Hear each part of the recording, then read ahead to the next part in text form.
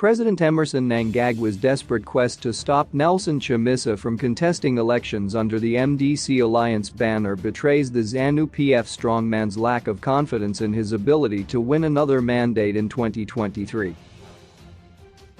Memories of a disputed 2018 election in which the youthful politician garnered more than 2 million votes are still fresh. Mnangagwa has gone for broke in a bid to throw spanners in the works for Chamisa, who has since 2018 remained a fierce competitor after the presidential dispute was controversially solved by the Constitutional Court. The 79-year-old ZANU PF leader, who took over government in a military putsch that ousted longtime leader Robert Mugabe in 2017, has been battling to maintain his popularity with the masses, while his new dispensation facade has been exposed in dramatic fashion since his regime reacted to protests with brute force in the full glare of international media, seeing his popularity waning on the international front, where Zimbabwe continues to be vilified for gross human rights violations and autocratic rule. Mnangagwa has turned to internal politics to ensure he maintains a grip on power. Employing both hegemonic and hard power tactics to keep the main opposition at bay, Mnangagwa has also used the legislature to his advantage, mutilating the constitution. This has been done to maintain a tight grip on government. In mutilating the constitution, Mnangagwa has found a willing pawn in MDCT leader Douglas Mwonzora, who has been working overtime to punish his nemesis Chamisa. Mwonzora is believed to be part of a grand scheme to frustrate Chamisa and scores of MDC alliance supporters by pushing for the banning of any party from using the acronym MDC. Last week, Mwonzora sent shockwaves through the Zimbabwean political landscape when he announced that he would contest the 26 March by-elections under the MDC alliance banner.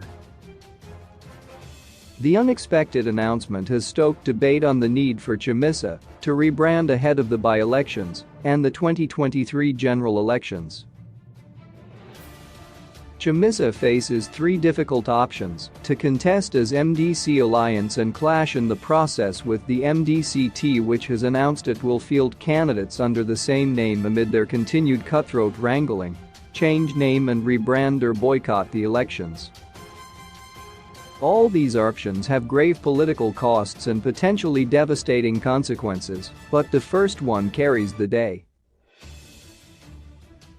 If the MDC Alliance participates under this name, it will clash with the MDCT, widely seen as a ZANU PF appendage that enjoys state institutional support, including that of the Zimbabwe Electoral Commission, ZEC, Parliament and the judiciary, as well as the executive. The MDCT has already said it will participate in the by-elections as MDC Alliance. The logic of the party and its leader Douglas Mwonzora is that they own the MDC Alliance by virtue of the 31 March 2020 Supreme Court judgment, which found that Chamisa was not the legitimate MDCT leader. Mwonzora says this means he is now the leader of the MDCT and the MDC Alliance as an electoral pact, because after the Extraordinary Congress in December 2020 following the court decision, he defeated acting MDCT leader Thokozani Coupe to assume the party leadership and that of the election coalition. The second option for Chamisa, which senior party officials say they are actively considering and might well eventually prevail in the 2023 general elections, is name changing and rebranding. The process entails internal and external changes. Internally, it means changing structures and the way of working within the party. After the internal processes, there are external aspects: getting a new name, logo and profile. By rebranding, from ideological and policy repositioning, fixing structures and workflows to changing the name, logo and profile, the MDC Alliance would be seeking to signal a break with the toxic past and moving forward to occupy center political ground, whether ideologically or perceptually. This might work for 2023, but then the by-elections bring in new complexities. If the party changes its name and rebrands, it will lose its MPs in parliament who were elected under the MDC Alliance brand, since it cannot have MPs elected under two different names at the same time. Ultimately, changing its name means surrendering the name and identity to the MDCT and, by extension, to ZANU PF. Chamisa will lose his remaining MPs to the same rivals, ZANU PF and MDCT, that are forcing him to change his party's name. The last and third option is even more complicated: boycotting the by-elections. The idea of boycotting the by-elections might be an easy way out of the mess, as the party will then get time to change its name and rebrand, and carries no executional risks, but it implies surrendering its hard-won political ground secured at huge political cost since 2000. If the MDC Alliance boycotts, and the MDCT contests the by-elections as MDC Alliance, this means recalls will be intensified after that, and all Chamisa MPs risk being removed. It is apparent Mnangagwa is pushing for a by-election boycott, which will boost ZANU PF numbers in parliament, thereby restoring the two-thirds majority, enough to change the constitution at will. Observers say pushing Chamisa out would be convenient for Mnangagwa, as he may negotiate for the postponement of elections. Although it is a difficult task, it will give ZANU PF enough time to put its house in order. Mnangagwa is currently presiding over a divided party, reeling from massive divisions and infighting. The 79-year-old has on several occasions condemned intra-party violence, but it is apparent the center is not holding as infighting has continued. Mnangagwa's ability to unify the party has come under scrutiny after violence among his loyalists broke out in his political citadel, the Midlands.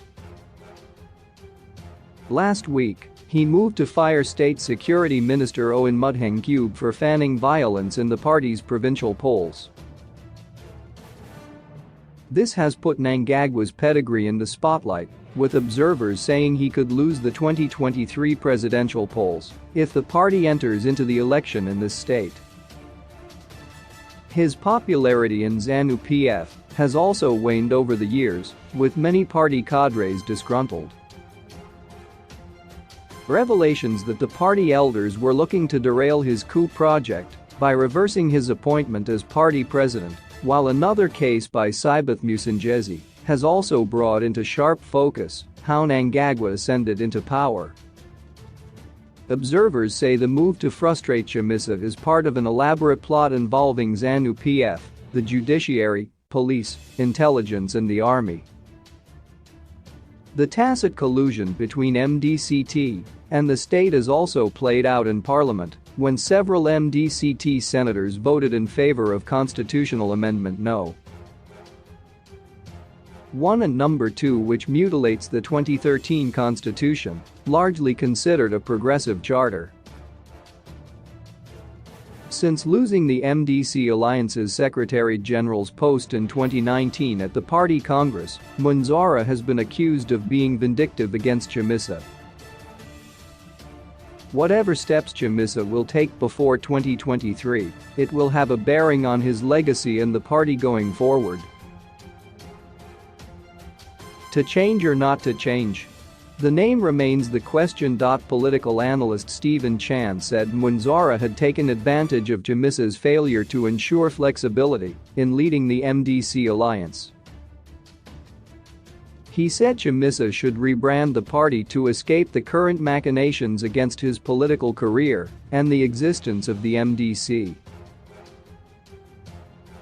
The onslaught may well be inspired by ZPF, but this sort of speculation totally underestimates the ruthlessness of Mwonzora. Chamisa has been caught flat-footed by Mwonzora's ruthless maneuvering. Mwonzora has taken advantage of Chamisa's stubborn lack of flexibility, Chan said.